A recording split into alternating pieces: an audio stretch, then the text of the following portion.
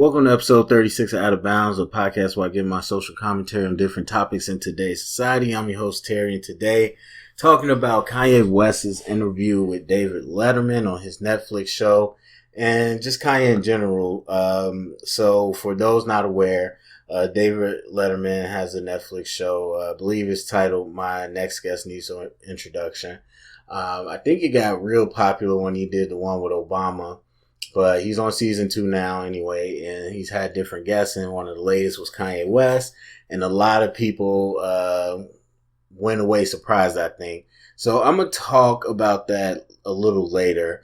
First, I'm going to just kind of talk about Kanye West in general, my whole experience with him, and all of that stuff, and then I'll get back to my thoughts on the actual interview. So Kanye West was very influential in my life. I want to say College Dropout came out around either 7th or 8th grade, sometime in middle school. I want to say it's 7th grade, but maybe 8th grade. But anyway, that's around when College Dropout, his first album came out, and I just devoured that whole album. I remember it was on iTunes. I don't remember why or how, but the album was free to download, and of course we could do that now, but I mean back then it was not common to find stuff like that. So I was able to get the whole album, and it might have been a promotional thing because Kanye wasn't big at the time, so they were trying to push the album, who knows, but either way it was free. And so I downloaded it and I just fell in love with it. And I remember I would listen to this thing like almost every day, whole way through.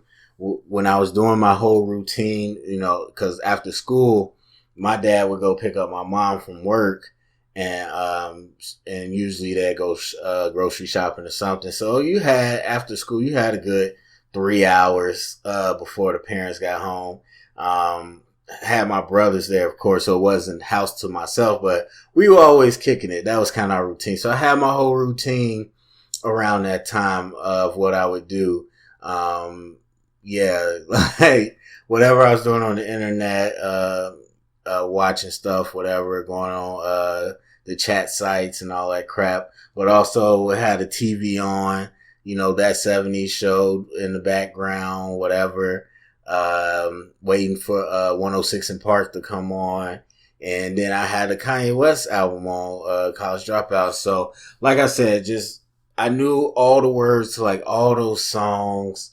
I would go through the album sometimes multiple times and replay my favorite songs. So when it was a weekend, when it was Friday, my parents would usually go to my brother's football games during the football season. And that was my favorite time because, like, I didn't go. And so I knew I had, especially if it was an away game, oh my God, I knew I had hours to myself. And I'm telling you, I would play that album the whole time. And so just listening to Kanye, knowing he was from Chicago, and it was just so different because, like, I was an academic student. Turns out I'm still an academic student. So I couldn't even imagine getting less than a B, let alone you talking about dropping out of college. And I know a lot about college, but I knew that that's what you do after high school. You don't drop out. And so just the title alone, and then listening to the lyrics, and like any other young kid, I learned and discovered things. I'm looking up words. What does that mean? Or, phrases. Oh, well, okay, using context clues. And it was just like, you were learning so much, or I was learning so much from Kanye, from that album, and just hearing a different side, because we were very much in that, which we still are, but we were very much in that stunning flossing type era. And so it wasn't quite the norm to hear a guy kind of talking about his struggles and his problems and talking about how it doesn't fit in and all these different things, and even talking about college in general, because you never had guys talking about school. It was always about the streets and this and that. You never had people talking about college. So just to even hear that, and I didn't know anything about frats and stuff, but I knew enough from like TV to when I heard Greek names, I'm like, oh, he's talking about like fraternity, sororities. And it's just like, you never heard that stuff from people. And so it's just completely different flavor. And I think after the first time I heard it, the last track, Last Call, and he goes through his whole story, that's what really endeared him to me. And it was just like, man, this cat is different. And so it was funny because College Dropout was one of the first times that I developed some individuality. And this is what I mean by that. Because at that time, and it might be different now, but at that time, from like middle school through high school, even fifth grade or whatever, in our demographic at least, if you listen to old stuff, that wasn't cool. And I know some people that's my age now still like that. Like you play something and be like, man, turn that old stuff off. Like you had to be with the new stuff. And so I listened to Kanye's album because it was new. It was like, oh man, download the free new album. Man, you know, this is the songs I'm listening to either before a lot of people or right with a lot of people. I'm going to know all the hot songs. And that's what got me there, but I stayed with that album. And so as Kanye continued to get bigger, of course I listened to his stuff, I rock with his stuff, but I still would go back to College Dropout all the time. Now I wasn't like in school, you know, rebelling like F y'all, I don't care what y'all think. I still listen to College Dropout. No, I wasn't there yet, but at home, when it was my free time to choose, I chose to still rock with College Dropout. And that was one of the first times me breaking away from the mainstream and the peer pressure when I realized like, dude, this is good. Why would I stop listening to this just because it's old? And so that was just, you know, young me, kind of getting a little bit of individuality. So yeah, a lot goes into the whole Kanye thing, man. It's hard to explain. Like I said, when you live with something every day almost, just in and out listening to College Dropout and seeing Kanye, seeing the interviews and seeing that he was different and that, yeah, he would say some stuff that, other people wouldn't say, you know, when he first came out, but it was more so just the way he carried himself. And that his style was so different than what everybody else was doing. And the stuff he was talking about was relatable. I mean, maybe it's because from Chicago, but it's just like I listened to it. It's like, yeah, I could recognize that. I know what he's talking about with that, or I've been through something like that. And he was just really relatable at that time for a lot of people and creative, but it was just like, you know, something's different. And it made me feel more confident, I would say, about different things. Because I was very influential at the time, or I was influential. I was very impressionable at the time, like most of us in my formative years. And it was just like you had to do what was cool. And we didn't set what was cool. People bigger than us set what was cool. And it didn't always mix well with what I was taught by my parents. It didn't always mix well with what I felt was right. But it was what it was. You had to be cool. And Kanye showed us a different version of cool. And so that was more in tune with what some of us could vibe with. And it was refreshing. And so to hear him talk about, I mean, he wasn't like a conscious rapper. He still talked about a lot of the, you know, party and celebrity lifestyle. But there was other stuff he talked about that you could get with. So anyway, the thing with Kanye and everybody, you know, what he is now, Yeezy, is that everybody's in cancel culture. Like, oh, cancel Kanye, da da da. And so when they saw this interview, they were shocked. And like, you know, oh man, you know, it humanized him and you know, all this stuff. For me though, it wasn't a huge leap because I stopped rocking with Kanye a while ago. And so it wasn't like at the time, because I was in high school, it wasn't like, oh, he's canceled. It's just like, I don't feel like, you know, this is the same person I supported. And that was tough for me because I remember exactly where I was the day his mom passed away. I was on the bus to school, and the bus driver always had the radio on when we would go to school, usually playing the Steve Harvey show. And I remember because I recall, if I recall correctly, his mother passed away during some type of surgery. And so I remember them saying on the radio and all this, and I was just like, if you followed Kanye, the interviews and whatnot, you knew how influential his mom was. You knew through some of his music how influential his mom was. And then being in Chicago, we knew that she was a Chicago State professor and all that. So all that, and then that happened. I was like, okay, this is going to be a big hit for Kanye.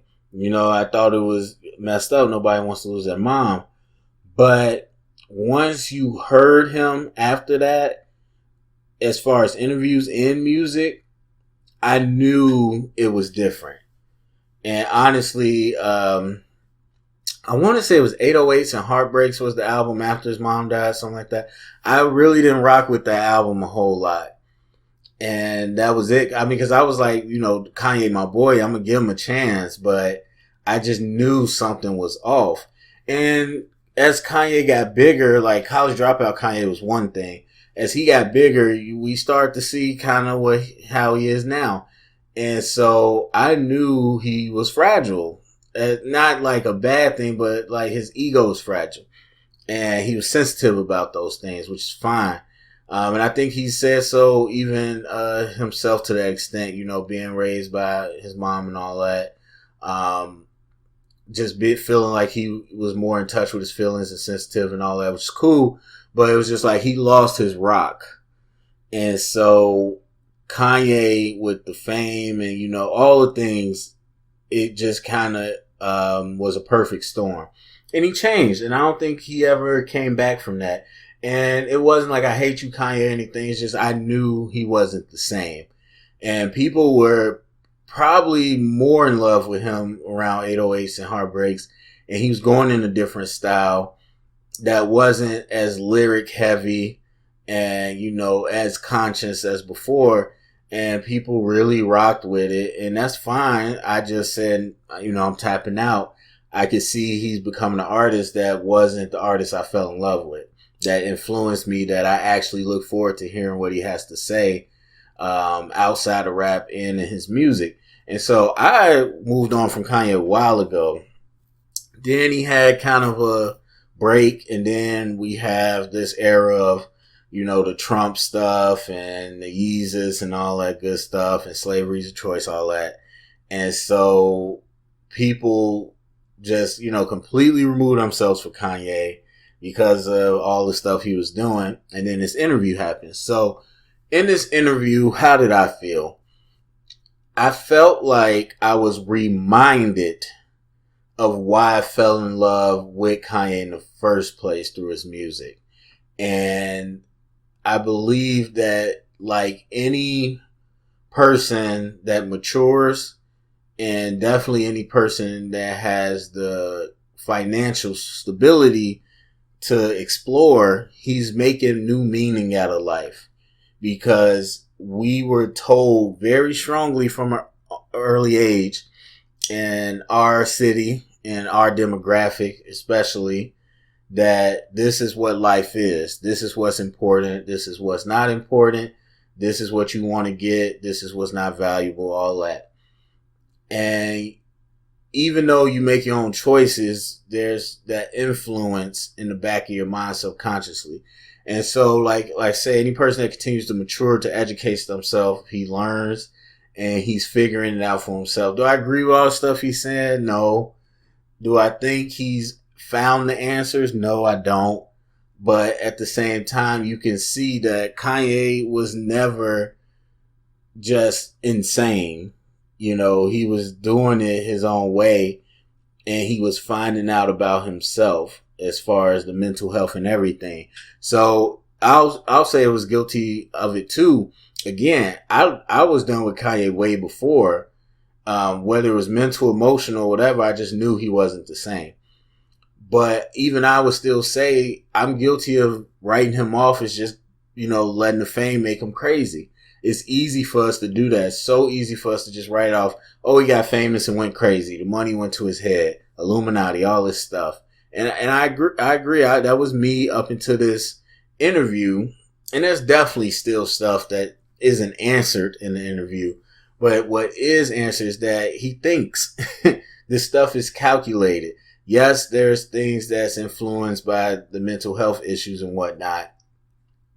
And there's times where he's caught in bad moments, but he definitely thinks. He isn't just waking up erratically and just, I'm Kanye West and going crazy like we wanted to paint him.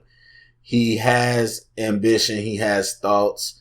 We know that he's creative, and to be creative, you have to have that kind of thought pattern. So it just, again, reminded me and woke me up to like, this is why you fell in love with Kanye in the first place, because he did think, he did contemplate, he did go out and see different things in the world and continue to build upon what he knew. And he's a true artist. And most artists have messed up issues and backgrounds and whatnot. And so I saw that part of Kanye that I haven't seen in a while, mostly because I haven't looked. I mean, again, I don't follow celebrities much anyway. And then on top of that, I haven't listened to his music.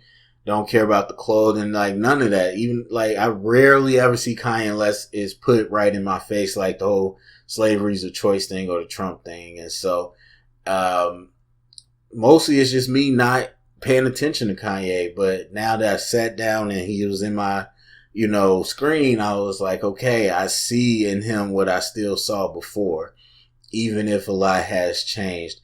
And so he talks about the mental health thing. He says he's been diagnosed for 2 years. I'm not a doctor or anything, but my speculation is he's definitely been suffering from it for more than 2 years, as far as his erratic behavior. And, he has bipolar disorder. And so he talks a lot about that. He's been an advocate for that. And I understand that. I'm all for that. And he talks a little bit about the Trump thing. And basically writes it off, not as trolling, but kind of trolling. And I 100,000% get where he's coming from. He's basically was just saying like equality is something I talk about all the time. Everybody wants people to give them the rights of the stuff they care about. But if they're people on the opposite side, they don't get rights. They don't get to have that opinion. And so that's basically what he was just talking about, that, there's everybody going against Trump and not really giving a fair shake, or just taking it to a crazy level where it's just like, we're not going to talk about it. F you. I hate you because you like Trump. And so he was doing it more so to push buttons and maybe humanize Trump. I don't know. I won't put words in his mouth, but I understand exactly what he was saying. I still don't agree with everything, how he went about it, but I understood what he was saying with that. So anyway, at the end of the day, I mean, again, I respect Kanye for what he did growing up for me and the way he opened my eyes to some things, and just giving me an escape, man. Just putting on that album felt like it took you to a different place where it wasn't like, oh, rainbows and sunshine, It was a different place that was real, that was struggle, but it felt like we were experiencing it, as together and everything. So I always will respect him for that. So anyway, go to the comment section. Let me know what you think about Kanye West in the interview, if you've seen it. If you haven't seen the interview, just what do you think about Kanye in general? Share it around, get the conversation started. Thumbs up, subscribe, and thank you for listening.